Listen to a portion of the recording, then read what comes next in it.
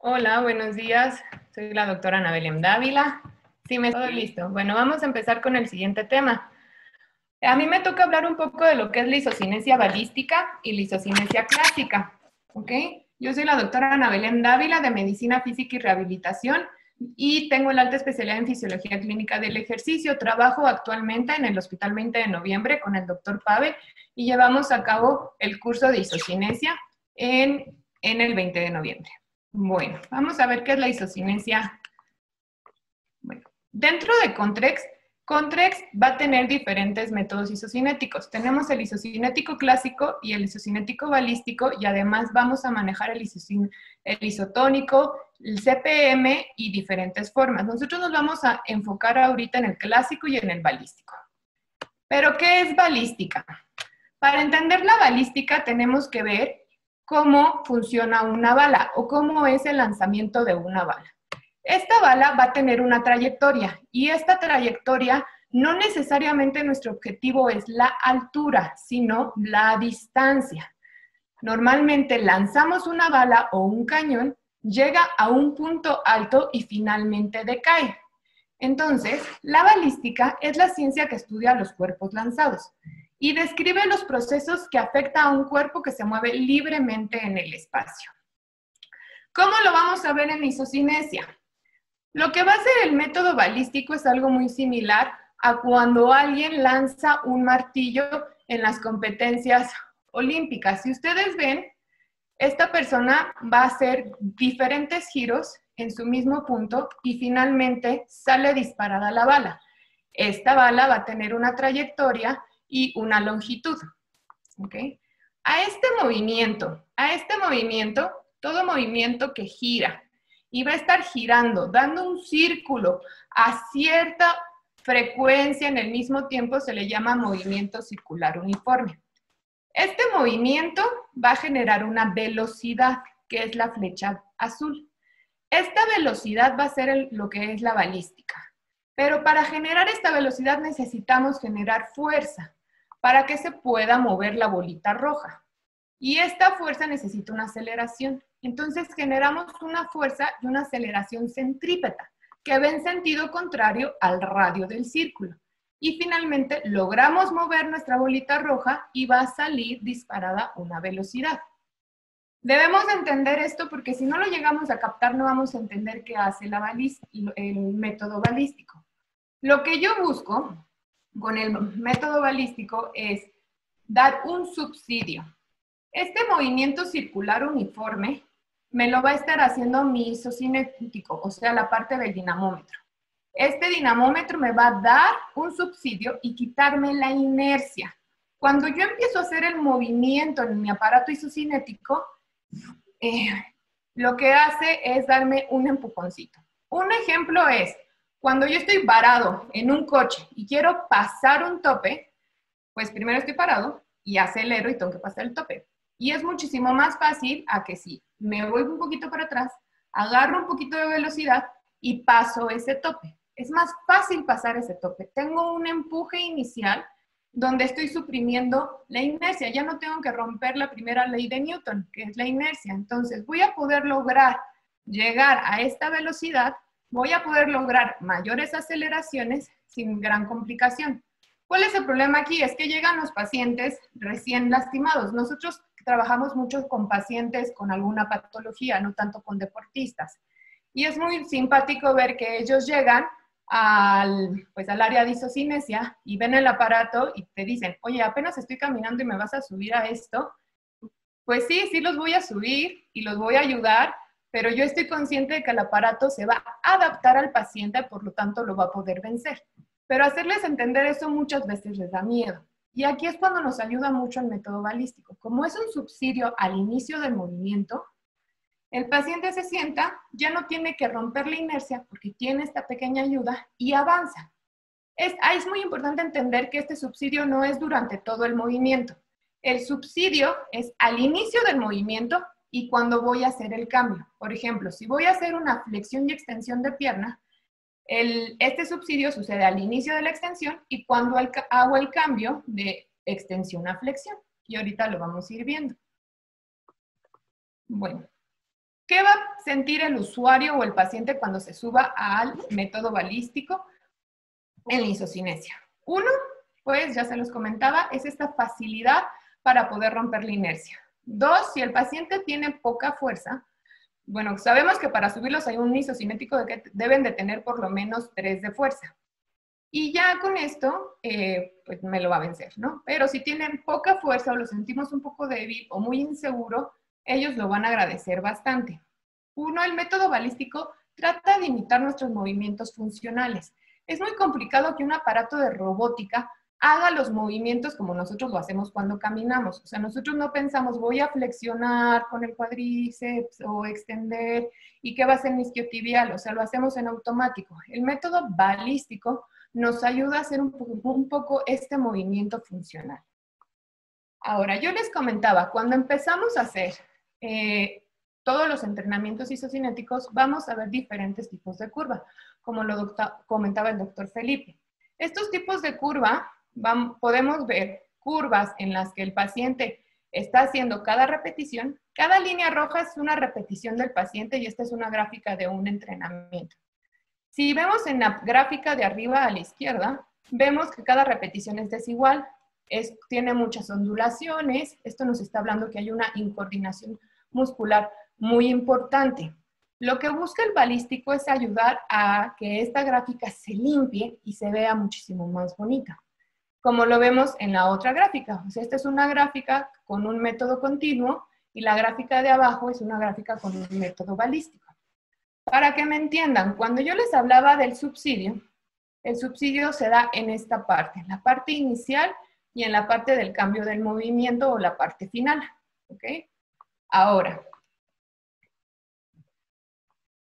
aquí les pongo otras gráficas. Normalmente cuando hacemos nuestro movimiento, viene el movimiento continuo, y al final podemos tener aquí, no sé si observan, una pequeña cuneta en la gráfica superior. Esta cuneta puede ser un pico isométrico. ¿Qué quiere decir? El paciente llega, topa al final del movimiento y genera mayor fuerza, hace un pico isométrico, y eso puede ser o porque nosotros dejamos un rango corto o porque el paciente en ese momento no supo coordinar para hacer el cambio. Independientemente de que los aparatos isocinéticos, especialmente Contrex, hace una desaceleración al inicio y al final del movimiento para que no sea ese golpeteo cada vez que extendamos, flexionamos la pierna o hagamos una cadena cinética cerrada. En este punto, lo que va a hacer el balístico, si ven en la gráfica de abajo, se borra esa pequeña cuneta o ese pequeño tope y ya no tenemos los picos isométricos, tanto en la parte roja como en la parte azul, ¿ok? Entonces, en esa parte nos hace cualitativamente una gráfica muchísimo más bonita. ¿Pero qué dice la bibliografía? Bueno, como sabemos, en isocinesia, principalmente en el método balístico, no tenemos casi nada de información. El único estudio que existe actualmente publicado es el estudio de Müller en el 2011, que va a hacer una comparación entre continuo e isocinético con sujetos sanos. Utiliza 25 personas y va a ponerlos a hacer 5 repeticiones en diferentes velocidades. Una de las partes interesantes de este estudio es que utiliza todos los aparatos de fisiometría. Utiliza el MJ, flexión y extensión de columna, cadena cinética cerrada, flexión y extensión, el de columna, flexión y extensión, y el WS para hacer un movimiento funcional de brazo, que yo le llamo que es más como si lanzáramos una pelota. ¿Qué es lo que él realiza? Él va a realizar extensión y flexión isocinética a 120 grados sobre segundo. 120 grados sobre segundo estamos hablando de una velocidad alta. Aquí tenemos los de qué sucede con el clásico y qué sucede con el balístico. Si observamos la gráfica en cuanto a la velocidad, podemos ver que esta gráfica tiene una pequeña muesca en la parte azul. En esta parte azul o esta muesca que estamos observando, puede ser un pico isométrico, puede ser que el paciente tuvo una incoordinación. ¿Y qué pasa con el método balístico? Esta gráfica se vuelve muchísimo más ovalada y más limpia. Por lo tanto, si vemos las gráficas, solamente de verlas, estamos viendo que en el método balístico, el paciente realiza muchísimo más trabajo. Por lo tanto, podemos inferir que son contracciones o el trabajo fue muchísimo mejor. En cuanto al torque, podemos ver que la diferencia en cuanto al pico de torque, cualitativamente lo que estamos viendo es que es muy similar. Y la gráfica se mantiene muy similar. Pero es recordar que Müller está estudiando la velocidad. Algo que debemos de entender en isocinesia es que por definición sabemos que es una velocidad constante, pero nosotros programamos a qué velocidad queremos que llegue el paciente. Si yo quiero programar 120 grados sobre segundo, quiero que el aparato busque que el paciente me llegue a sus 120 grados sobre segundo. Entonces, si el paciente llega rapidísimo a 120 grados sobre segundo, me pone mucha resistencia. Si el paciente no me está llegando a 120 grados sobre segundo, me quita resistencia. Pero no necesariamente todas las repeticiones las llegamos a 120 grados sobre segundo. Nosotros programamos la velocidad que queremos que el paciente realice. Okay. Vamos a ver qué es lo que encuentra Müller. Hay que recordar que él está buscando qué pasa con la velocidad. Tenemos aquí lo que hizo con la rodilla, con cadena cinética cerrada, tronco y con el movimiento funcional del brazo. Tenemos extensión y flexión y vamos a ver que la primera columna nos dice velocidad máxima con la inercia no compensada. Entonces estamos observando el clásico. Y en la siguiente columna es velocidad máxima con una inercia compensada. Entonces estamos viendo el balístico. Por lo tanto, si vemos que una rodilla a 60 grados, todos llegaron a la velocidad de 60 grados. A 180, todos llegaron. 360, si nos fijamos, ninguno llegó a 360, pero son valores muy similares, tanto en flexión como en extensión. ¿Qué pasa con columna? Con columna lo hizo a 0.3, 0.6 y 0.9 metros sobre segundo. A velocidades lentas, todos llegan a esta velocidad. A velocidades medias, que es 0.6, llegan casi todos a la misma velocidad. Pero ¿qué pasa con una velocidad a 0.9? Lo que podemos ver es que en la extensión los dos llegan. No llegan, pero se mantienen a 0.67. Pero al realizar la flexión de columna, sí observamos que cuando no compensamos la inercia, llegan a una velocidad de 0.42. Y si compenso la inercia, llegan a una velocidad de 0.68.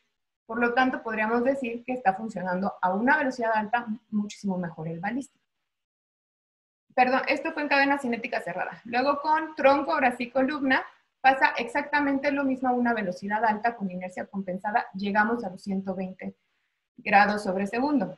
Y con el movimiento funcional del brazo, observamos lo mismo pero a velocidades altas, a 180 y 360, donde sí estamos llegando o acercándonos a la velocidad que nosotros estamos predeterminando. Entonces, ¿qué concluye Müller? Müller concluye que este método isocinético demuestra ventajas relevantes con un posible compromiso para la medición de fuerza o par, en particularmente en velocidades altas, y que podemos realizar movimientos a velocidades muy altas y podemos alcanzar estas velocidades durante el tiempo. ¿Ok? Pero ¿qué significa esto para nuestros pacientes o qué es lo que vamos a hacer? Ellos acaban concluyendo que el modo balístico optimiza el entrenamiento, el ajuste de las cargas y el análisis de los movimientos, siendo estos movimientos muchísimo más funcionales y realistas. La realización activa de este movimiento nos va a ayudar muchísimo. ¿Por qué? Por lo mismo que nos compensa la inercia, el paciente va a tener menor miedo, le va a entender al equipo, no va a sentir que el equipo se le traba ni que tiene que vencer nada, entonces puede ayudar muchísimo en la rehabilitación temprana. Podemos alcanzar velocidades altas con fuerza muy reducida, por lo tanto, podríamos llegar a generar una coordinación inter e intramuscular muy buena. Y, bueno, velocidades altas las vamos a alcanzar más fácilmente. Pero realmente, ¿qué pasa, no? A mí cuando yo leí todo esto, a mí me generó muchísimas dudas. Manejamos nosotros Contrex y entonces decidimos ver, bueno, vamos a ver qué está pasando, qué pasa con el pico torque, qué está pasando con la potencia, qué es lo que está sucediendo, ¿no? Entonces les voy a contar un poquito de lo que realizamos nosotros. Con todo este tema, pues dijimos, ¿el pico torque cambia o no cambia? Y la ejecución y la velocidad va de acuerdo a qué? Y nosotros nos preguntamos al tiempo torque. El tiempo torque es el tiempo que tardas a llegar a tu pico máximo de fuerza. Y el ángulo a torque es el ángulo en el que llegas a tu pico máximo de fuerza. Entonces dijimos, bueno, vamos a analizar esto y pues en publicaciones solamente está la de Müller, que lo maneja básicamente para velocidades altas. Y nosotros lo que hicimos fue, en un MJ, valorar la flexión y extensión de rodilla a 60 y a 180 grados.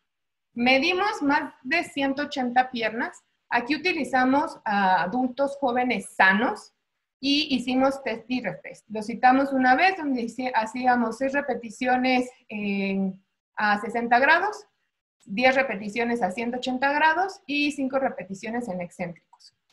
¿Y qué fue lo que encontramos? Aquí les pongo pues ya nuestros resultados.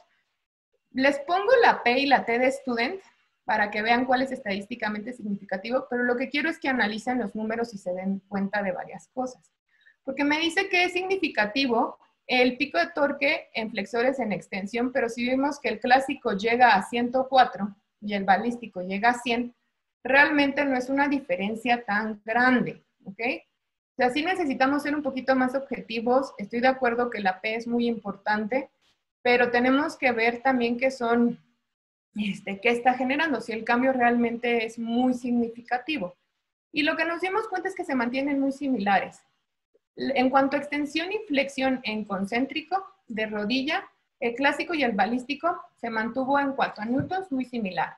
En cuanto a potencia, se mantuvieron similares. Y la relación isquiotibiales cuádriceps, que es la que todos conocemos, que normalmente tiene que ser 60%, se mantiene similar, no hubo como un cambio significativo.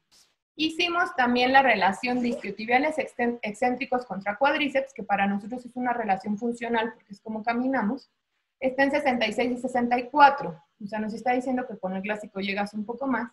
Y aquí llega nuestra duda. ¿Cuánto tiempo tardo en llegar a mi pico torque con el clásico y cuánto tiempo tardo en llegar a mi pico a torque con el balístico? Yo esperaría que si tengo este subsidio, pues que llegue con mayor aceleración con el balístico. Y nos damos cuenta que son 0.46 contra 0.65 o 0.44 contra 0.38. Pero recuerden que estamos hablando de milésimas de segundos, o sea, no, es muy difícil que podamos fingir esto o decir que estos milisegundos van a realizar un gran cambio. Y la otra parte fue el ángulo a torque. El ángulo a torque, como les comentaba, es a qué ángulo llegamos a nuestro pico máximo de fuerza. Y si vemos, pues tampoco es 51 grados contra 52 grados, poder, pues que haga una diferencia de 51 a 52, no, y de 35 a 32, pues tampoco. Y el ángulo a torque en excéntricos, ¿no? Entonces, realmente lo que nosotros decimos es que si yo veo los números como tal, pues no estoy viendo que el balístico me esté dando algo extra o algo más, pero estamos hablando en una velocidad lenta. ¿Qué pasa en una velocidad rápida? A 180 grados sobre segundo. Aquí hicimos concéntrico, no realizamos excéntrico porque sabemos que podemos lastimar, y esto fue lo que nosotros obtuvimos. En extensión de rodilla se mantuvo muy similar, para flexión se mantuvo similar. En cuanto a la potencia fue 404, 401 en extensión y en flexión 203, 198. Nuestra relación se mantuvo similar. El tiempo a torque, 0.22 a 0.23. Tiempo torque de flexión también muy similar. Y el ángulo a torque igual. O sea, si estamos viendo los números, concluimos exactamente lo mismo. Pero realmente no vemos cuantitativamente que el balístico nos dé algo más. Pero hay que entender varias cosas. ¿Qué siente o qué pasa con el paciente, no? Porque yo me subo a la máquina isocinética y en el momento en el que lo pruebo yo no siento ninguna diferencia entre el método isocinético y el método balístico. Pero yo soy una persona sana. Aquí hay que ver qué pasa con un paciente. Yo les pongo aquí varios ejemplos. En el lado izquierdo podemos ver los ejemplos clásicos y el balístico. La parte de arriba es un paciente sano. Si yo veo la curva y estoy observando la morfología de la curva entre clásica y balística en el sano, es casi similar.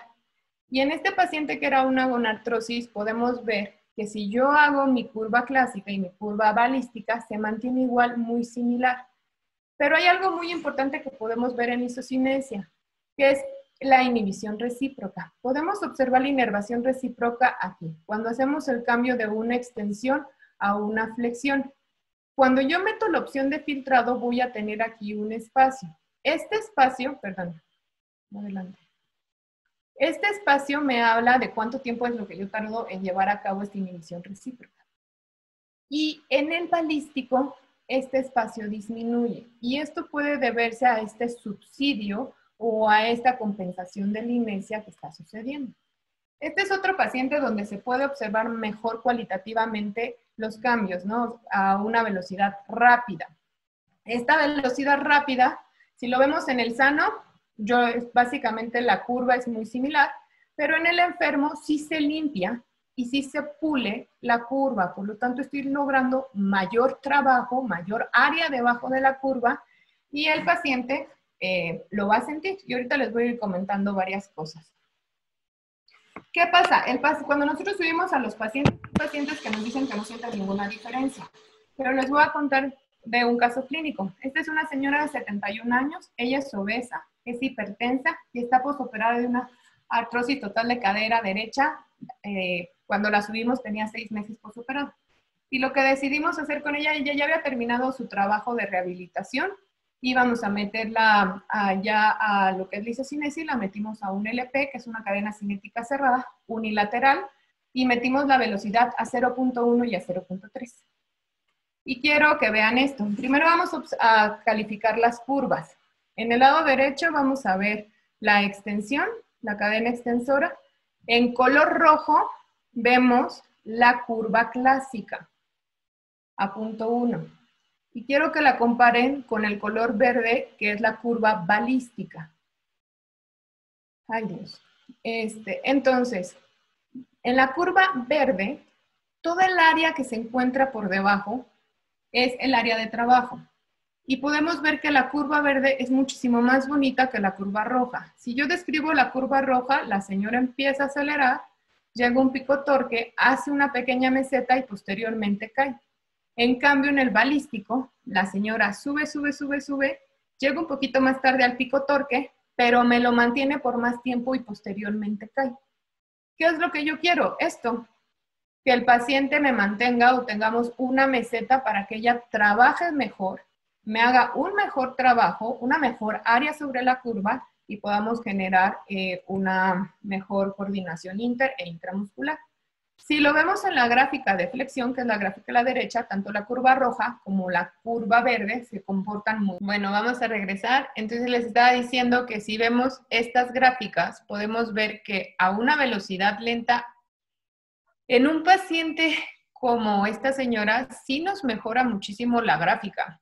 Y ahora vamos a analizar las curvas a una velocidad rápida, que es la curva azul, es la clásica, y la curva naranja es la balística. Y podemos ver que a la curva naranja balística sigue haciendo un mayor trabajo comparado con la curva clásica. Y acá en la parte de la flexión, en la cadena cinética de flexión, pasa al contrario, pero realmente estamos viendo un mejor trabajo. Ahora vamos, ya que vimos la curva, que es importante, vamos a ver los números.